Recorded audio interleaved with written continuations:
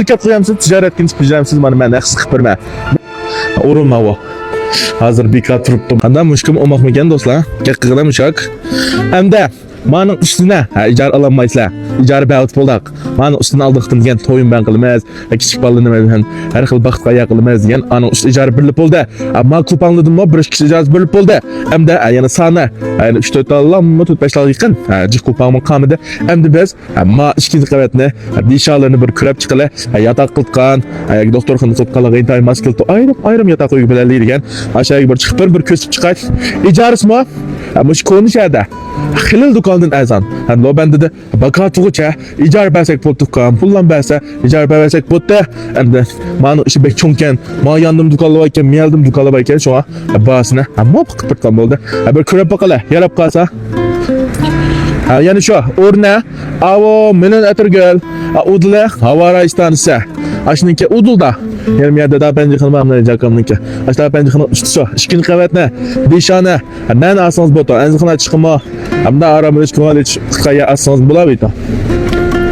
Ha bu işkin kavetnemde kokunuşlu tokma yok ki va. İşkin kavet mana ayrım bir etiz mana. Mesela mavi işkanlık diye mana. Ha bunu şöyle metal suğanız varken. Muş koridor bütünlay. Aşağı bölerlik gene. Mesela mavi Tamam işkini kemana. Ama bu yatak kemana. Mam yatak ke. Ama o çoğurak kemana. Ama anı tut beş karvat diyende ya. Xavqa da çoğun kısak mı boğu de. Burun doktor kını kıgan. Urunma o. Hazır bir kat turuptu mana. Tayya. Ben silin işteki materyalına mı?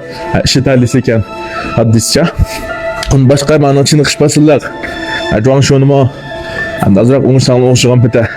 Kısağına. Yani birisi gelmiş yatak açıkkalığıma intayin maskılta. Manda etiz öydün cəmi 18 etiz öy bakken. Hem öyünün içi de birinin suğanısı bakken mana. Hem mesela işte münçildin tatip bir taldın suğanısı bakken. İhtiyaclıklarımsa bir köre bakamızla.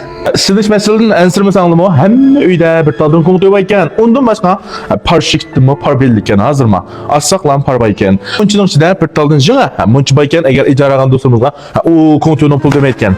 İcarı tülüvat hep işlesanla bulke. Akılıştıkalla 151 99 77 71 77 151 99 77 71 77 gibi kılmaz.